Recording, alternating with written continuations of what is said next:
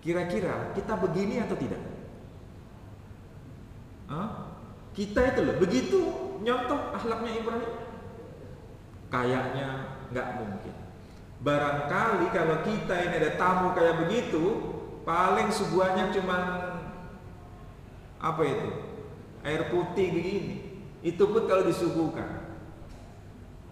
Iya kan?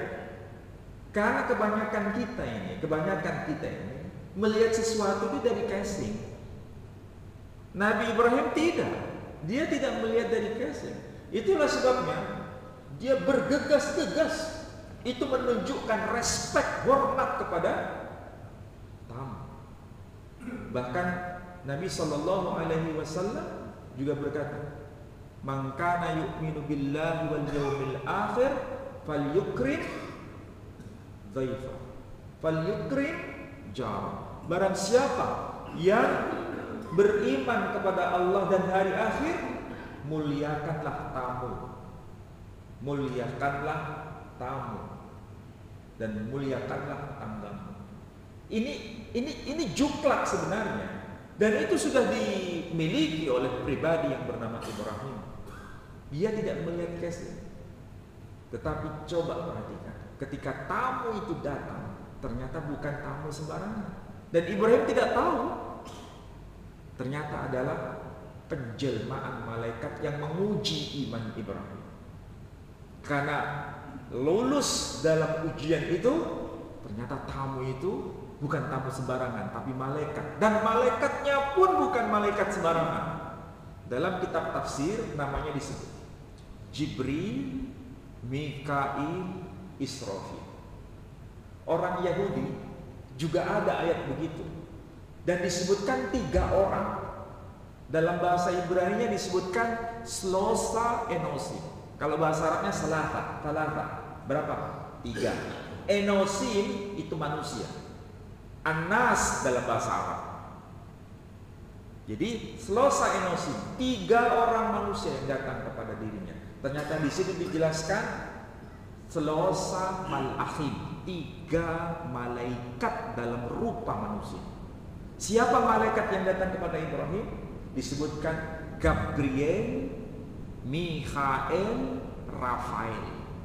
Kalau Islam menyebutkan Jibril, mereka menyebut Gabriel. Kita menyebut Mikail, mereka menyebut Mikhail. Kita menyebut Israfil, mereka menyebut Rafael. Berarti ini peristiwa yang dikonfirmasi. Bukan hanya Islam, tapi di luar Islam mengakui itu.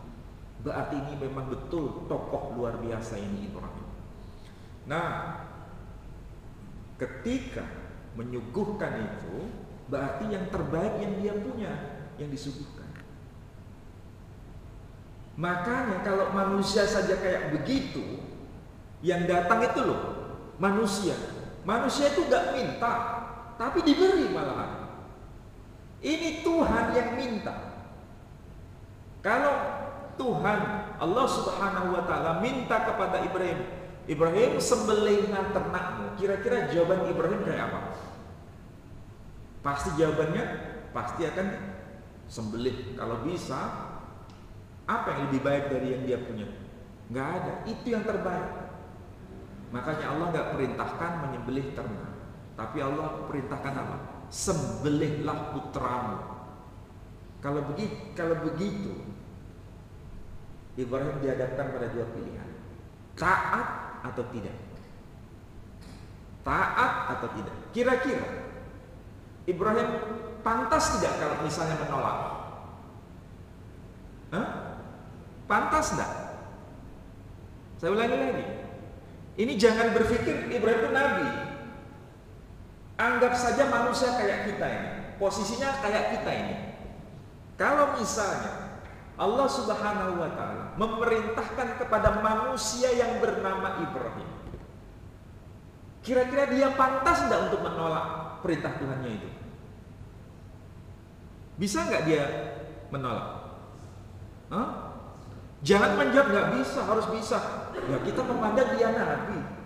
Kalau seandainya dia manusia kayak kita ini loh, dia bisa nggak menolak? Bisa. Sangat bisa. Kenapa? Ada alasan. Dan alasannya itu seperti alasan kita. Apa alasan Nabi Ibrahim ataupun alasan kita? Kalau seandainya dia bukan Nabi, sama kayak kita. Ini anak satu-satunya, kok tega kok jaluk? Kan begitu jawaban kita. Iya kan? Pasti begitu. Tapi masalahnya Nabi Ibrahim itu kayak begitu karakternya. Karakternya adalah dia mencintai pencipta jagat semesta ini melebihi apapun. Melebihi apapun. Jangankan nyawa putranya yang diminta, nyawanya sendiri juga nggak berharga. Atau kebaliknya, jangankan nyawanya sendiri yang diminta, nyawa putranya pun diberikan. Dulu sebelum dapat perintah menyembelih putranya itu, dia kan dihadapkan pada dua pilihan. Mencintai nyawanya sendiri atau sang pemilik nyawa. Saat apa? Saat dia divonis hukuman mati oleh Namrud. Saat dia divonis hukuman mati oleh Namrud, ya, sebetulnya Ibrahim itu bisa memilih untuk menghentikan dakwahnya daripada dia harus kehilangan nyawa. Iya kan? Tapi dia apa?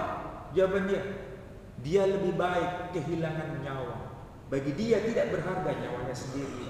Ketika hukuman mati, vonis hukuman mati itu ditetapkan, dia bayangkan dia sudah mati. Dia bayangkan sudah nggak ada jawaban lain kecuali hanya mati. Berarti dia mencintai nyawanya tidak? Dia nggak mencintai nyawanya. Dia hanya mencintai sang pemilik nyawa saja.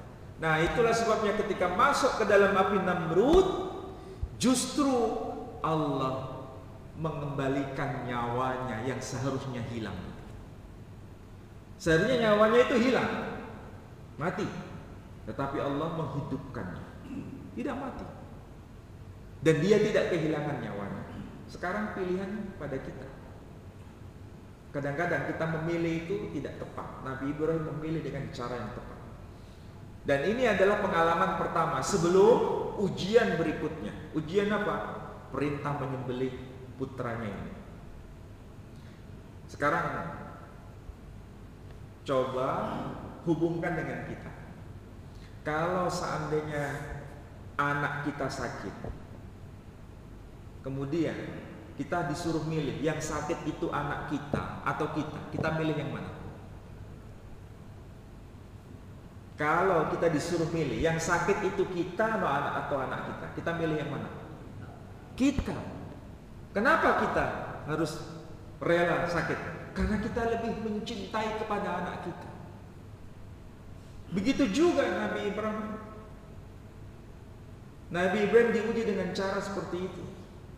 Kalau cinta kepada dirinya saja itu level rendah, cinta kepada anak itu level tinggi, diuji dalam level tinggi ini. Karena dia lolos pada level pertama. Level berikutnya anakmu. Berani nggak?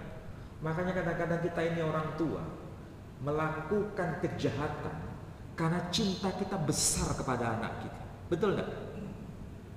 Kita rela melakukan korupsi besar karena mengikuti beratnya kita kepada anak kita.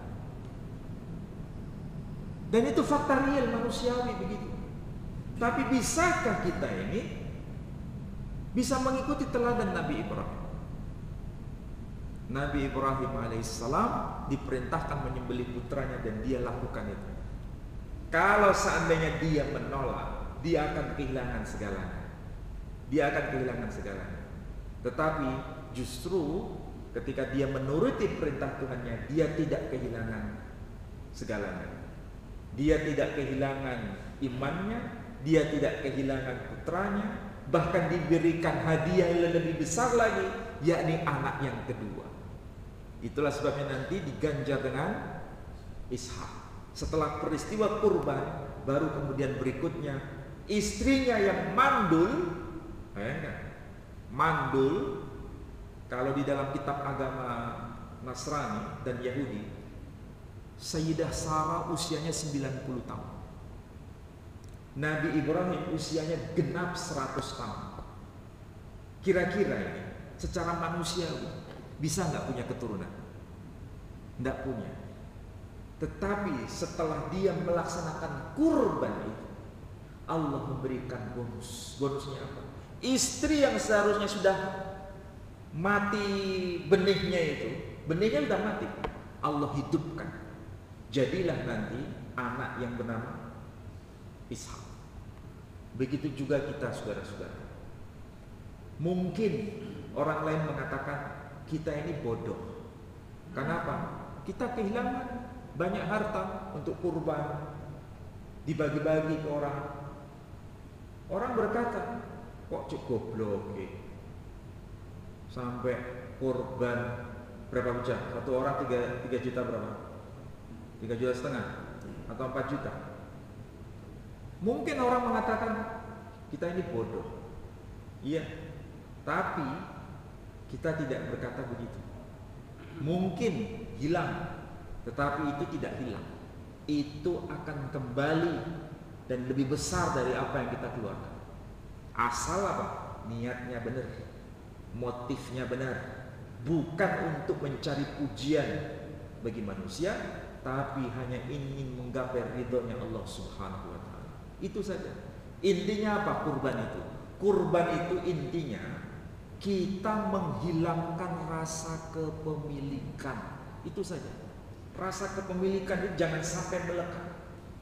Yang hanya kita miliki hanya Allah saja. Itulah tauhid tingkat tinggi.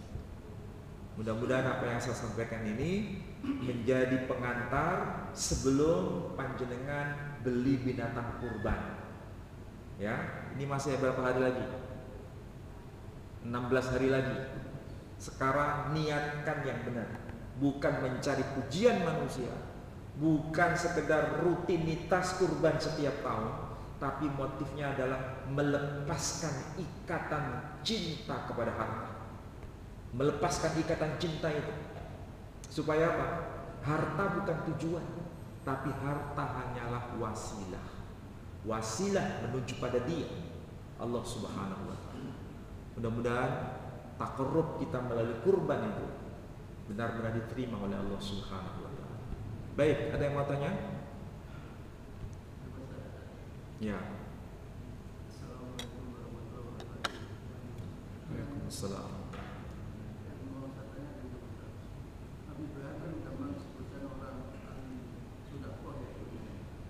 Gimana?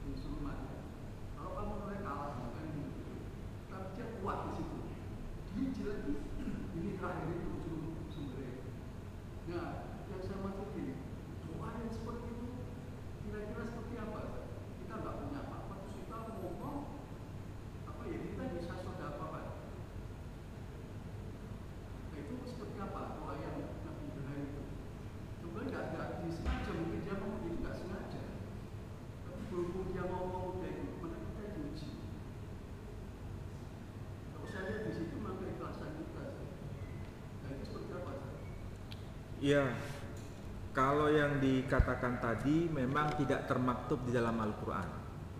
Itu termaktub di dalam kitab-kitab tafsir. Maksudnya apa? ungkapan Nabi Ibrahim yang mengatakan kalau nanti yang diminta itu anak, saya akan berikan. Padahal waktu itu dia belum punya anak. Itu nggak ada di dalam Al-Quran, nggak ada. Yang ada di dalam kitab-kitab tafsir. Ini ada ikhtilaf di antara para ulama. Apakah itu benar kisahnya atau tidak? Itu masih diperselisihkan. Kalaupun seandainya itu betul, maka jawabannya sederhana. Sebetulnya cinta Ibrahim itu melebihi kepada apapun. Maksudnya begini, cinta Ibrahim kepada Allah itu melebihi kepada apapun cintanya. Makanya kemudian muncul pernyataan seperti itu. Dengan bahasa lain, tauhidnya Nabi Ibrahim itu luar biasa. Bagi dia segala sesuatu itu tidak berarti. Bahkan dirinya sendiri dianggap tidak berarti. Yang sangat berarti hanya dia saja. Nah, itulah sebabnya diabadikan dalam dialog seperti tadi itu. Nah, yang termaktub di dalam Al-Quran langsung perintah, dan perintah itu melalui mimpi. Ya, perintah itu melalui mimpi. Dan kita tahu kalau dalam konteks sejarah, memang Nabi Ibrahim ini migrasi dari satu kawasan ke kawasan yang lain. Dari Babilonia, kalau sekarang itu Irak, sampai kemudian ke Mesir, kemudian sampai ke Palestina, kemudian ke Saudi Arabia, kemudian ke Palestina, meninggal di sana. Memang dia itu traveling kemana-mana. Dan dia mencoba untuk mendapatkan sesuatu dalam kehidupan itu, keragaman bagaimana masyarakat ini bisa didakwahi dalam berbagai kesempatan. Tetapi yang penting adalah dia mendidik keluarga berhasil, mendidik istri berhasil, mendidik anak berhasil. Persoalannya, bisakah kita memfotokopi Ibrahim? Bisakah istri kita memfotokopi Sayyidah Hajar? Bisakah anak-anak kita memfotokopi Ismail? Kalau seandainya ini terjadi, luar biasa itu keluarga kita. Menghadirkan Ibrahim, Ismail, dan Hajar dalam keluarga kita masing-masing, itu pasti berharga dalam hidup ini. Tapi bisakah itu dimulai? Bisa. Dari siapa? Dari kita laki-laki. Kita ini harus jadi patokannya dulu. Itulah sebabnya ketika Sayyidah Hajar melakukan sa'i, kita pun mengikuti. Iya kan? Lari sana, lari sini. Tujuannya apa? Tidak ada lain kecuali bergantung kepada dia. Nabi Ismail juga begitu. Bergantung kepada siapa? Hanya untuk dia saja. Nabi Ismail menjawab, "Ya abatif alma tu'mar." Wahai ayahku, lakukan saja perintah apapun Tuhan kepadaku. Coba bayangkan kayak begini. Itu didikan Nabi Ibrahim. Dan Ibrahim juga begitu. Karena dia digembleng dengan berbagai ujian. Jadi kalau kita mendapatkan ujian, itu tidak langsung spontan. Ujian itu bertingkat. Dan itu levelnya semakin tinggi, semakin tinggi, semakin tinggi. Makanya ini yang terakhir yang perlu saya ingin sampaikan. Pertemuan kita setiap subuh begini, jangan anggap sebagai rutinitas. Seakan-akan kalau nggak ngaji begini nggak nyaman. Bukan itu tujuannya. Tapi bagaimana sikap hidup kita ini berubah dari satu hari ke hari berikutnya. Kalau sikap hidup kita tidak berubah, percuma saya hadir di sini. Nggak penting, lebih baik nggak usah ada pengajian saya di sini. Karena nggak penting. Kalau nggak ada perubahan sikap, seakan-akan rutinitas. Bayangkan kita hadir di sini tapi tidur begini. Iya kalau mendengar, kalau nggak mendengar, sekedar mengisi kekosongan waktu. Itu bukan ngaji tujuannya. Itu mengisi kekosongan waktu. Iya kan? Jadi masalahnya sikap kita ini beragama ini tidak jelas. Tujuan pengajian itu apa? Ini bukan saya keras ya. Ya nggak apa-apa dianggap keras. Biarin aja. Kalau nggak penting tujuan ngaji ini, lebih baik saya nggak usah ngaji lagi di sini. Ya itu selalu saya ngomong. Oke, saya kira demikian. Nah, oke. Ada yang tanya belakang.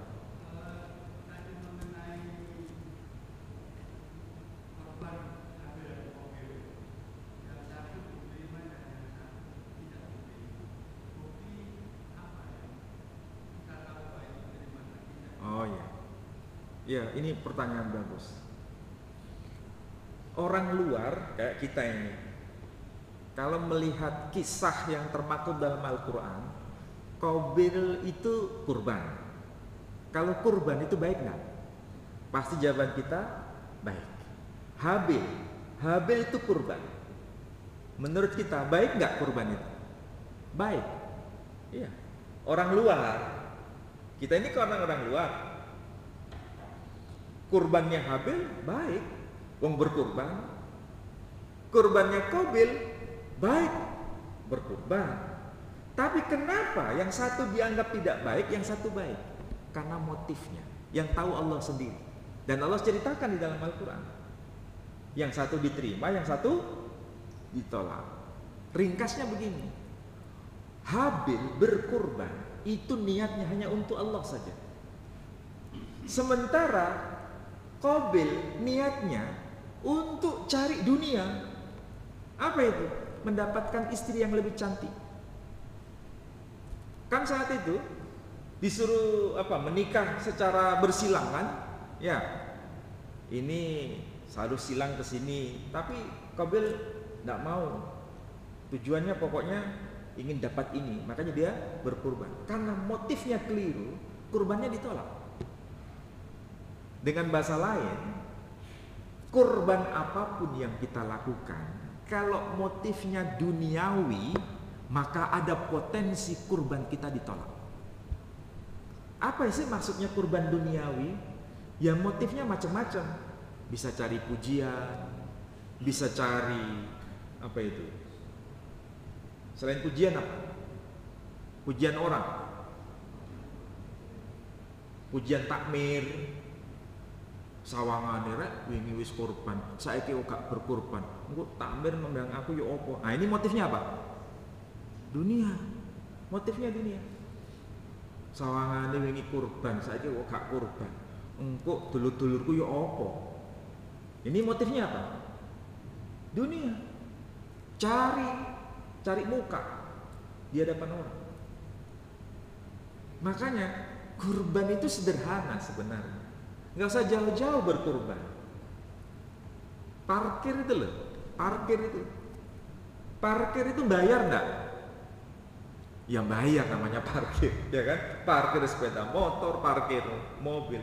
Tapi kadang-kadang niat kita ini kalau sudah parkir sepeda motor, parkir mobil, niatnya parkir atau niatnya sedekah? Sebagian kita ini loh, niatnya parkir atau niatnya sedekah? Sebagian besar itu niat kita itu parkir. Padahal mau parkir ya keluar uang, mau sedekah ya keluar uang. Cuma kita salah pasang channelnya itu. Channelnya niatnya bayar parkir. Coba sejak awal niatnya sedekah, kita sudah dapat apa itu? Mobil dijaga, sepeda motor dijaga, tapi kita dapat pahala. Kenapa?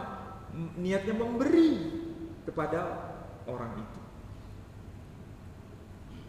Jadi sederhana agama itu, tidak sulit. Hanya saja niatnya saja yang diubah. Niatnya hanya untuk dia, bukan untuk selain dia. Jadi yang penting, ringkasnya sederhana, motifnya harus benar, hanya untuk mencari ridhonya Allah. Maksudnya begini, ya Allah, inilah yang aku punya, ini yang bisa aku berikan hanya untuk Engkau sebagai tanda cintaku kepadamu. Itu aja. Jangan beri kesempatan yang lain-lain untuk menjadi motif itu. Sekali lagi, niatkan hanya untuk dia, mencintai Allah, bukan untuk yang lain-lain. Itu saja. Mengenai mau kurban kambing, mau kurban sapi, itu masing-masing. Yang masalah itu takmirnya biasanya. Takmirnya itu ada yang memberi ternak, biasanya suudzon takmirnya. Contohnya apa? Iki kok barangnya kayak ngene jadi korban. Ada nggak yang begitu takmirnya? Takmir sini enggak? Ada yang begitu? Jangan. Bisa jadi barangnya itu tidak sesuai seperti yang kita harapkan. Itu barangkali itu yang terbaik yang dia punya. Kita nggak tahu. Ada barang yang besar, ternak yang besar, kita puji-puji. Bisa jadi itu barang yang terendah yang dia punya, karena dia masih ada stok yang lain yang nggak dia keluarkan. Kita nggak tahu. Makanya yang penting jangan suudzon kepada setiap orang. Haruslah husnudzon, berbaik sangka. Mau barang kecil, mau barang besar, pokoknya lillahi ta'ala aku sembelih ini, aku jadi panitia ini untuk melaksanakan kegiatan makmurkan masjid. Itu aja, nggak usah pakai